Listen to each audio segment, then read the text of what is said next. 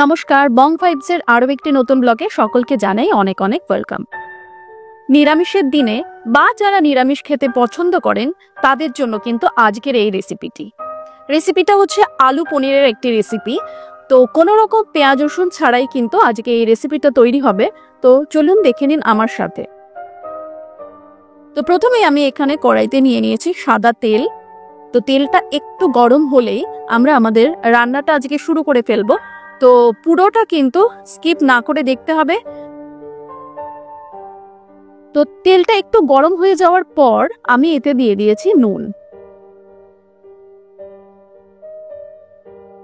এরপর দেখে বুঝতেই পারছেন যে ডুমো ডুমো করে কেটে নিয়েছি পনির। তো পনিরটা দিয়ে দিলাম তেলের মধ্যে। নুনটা আগে তেলের মধ্যে দিয়ে দেওয়ার কারণ হচ্ছে পনির যেহেতু নরম হয়, তো আমি পনির ভাজার সময় আগেই নুনটা দিয়ে দিই।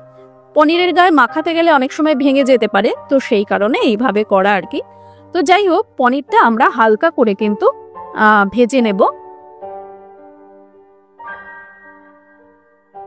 এই রেসিপিটা কিন্তু ভাত বা যে কোনো ধরনের পোলাও, রুটি, পরোটা, লুচি যে কোনো কিছুর সাথে খেতে দারুণ লাগে। তো অবশ্যই কিন্তু বাড়িতে বানিয়ে আমাকে জানাতে ভুলবেন না কেমন লাগলো আজকের এই রেসিপিটা। পনিরগুলো আমাদের কিন্তু হালকা করে ভাজা হয়ে গেছে। খুব বেশি কিন্তু ভাজলে পনির শক্ত হয়ে যায়, তাই হালকা করে ভেজে নিতে হবে। তো ওই তেলের মধ্যে আমরা ডুমো ডুমো করে কেটে রেখেছিলাম আলু, সেটাও দিয়ে দিলাম। তো আলুটাও আমরা একটু ভেজে নেব।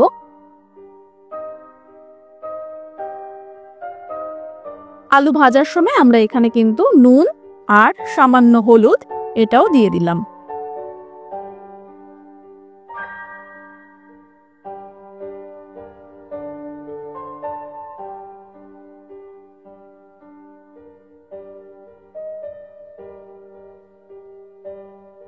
আলু কিন্তু ভাজা হয়ে গেছে। তো আলুগুলো এবার নামিয়ে নিলাম।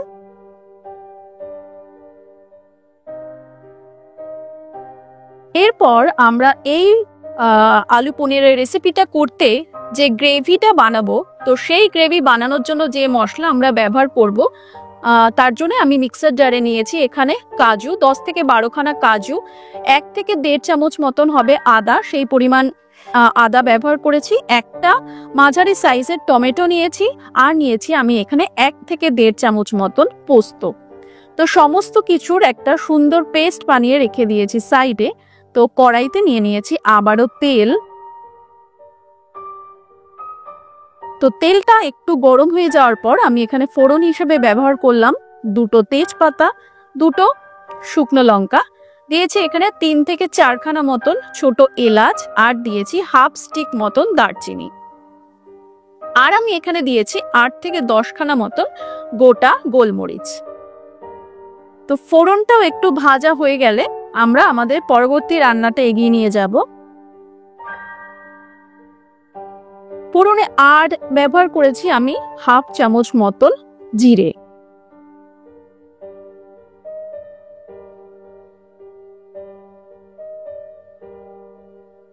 তো ফোড়নটা যখন আমাদের হালকা করে ভেজে একটা সুন্দর গন্ধ বেরিয়ে এসেছে, তো আমরা যে মশলাটা বানিয়ে রেখেছিলাম গ্রেভি বানানোর জন্য, সেই মশলাটা কিন্তু এখানে দিয়ে দিলাম।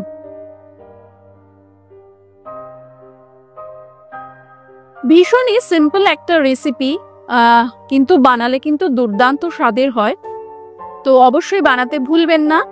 আর যারা ইউটিউব চ্যানেল থেকে আমার ভিডিওটা আজকে দেখছেন প্রথম, ভালো লাগলে অবশ্যই কিন্তু সাবস্ক্রাইব করে পাশে থাকবেন। পাশে থাকা বেল আইকনটা প্রেস করে নেবেন, পরবর্তী ভিডিওর নোটিফিকেশন আপনারা পেয়ে যাবেন।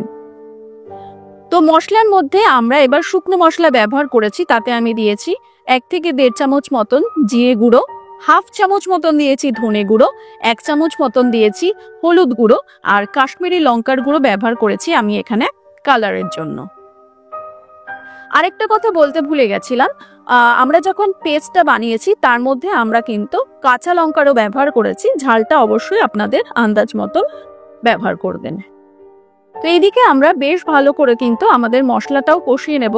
যেহেতু কাজু দেওয়া আছে, তো সেক্ষেত্রে কিন্তু বেশ কিছুক্ষণ পর পর আমাদের মশলাটা নাড়িয়ে যেতে হবে। তো তা না হলে কিন্তু মশলাটা কড়াইতে লেগে যাওয়ার একটা সম্ভাবনা থাকে।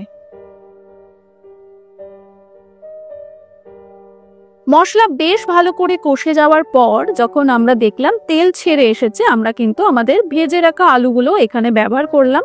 আলু যেহেতু সেদ্ধ হতে একটু সময় লাগবে, তো সেক্ষেত্রে আলুটা আগেই ব্যবহার করেছি। এবার ভালো করে কিন্তু মশলার সাথে আলুটাও কষিয়ে নেব।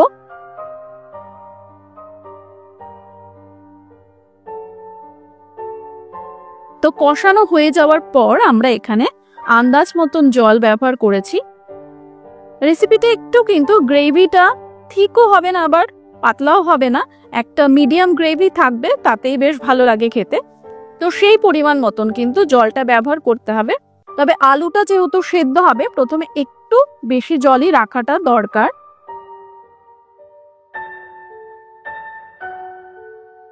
আলুটা যখন আমাদের হাফ সেদ্ধ হয়ে গেছে, তো সেই অবস্থায় আমি এখানে পনিরগুলো দিয়ে দিলাম। পনিরটা দিয়েও কিন্তু আমরা বেশ কিছুক্ষণ ফোটাবো, যাতে পনিরের ভেতরেও গ্রেভিটার খুব ভালো করে ঢুকে যায়।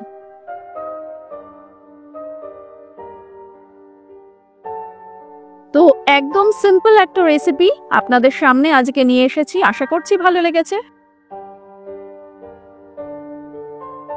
রান্না কিন্তু প্রায় শেষের পথে।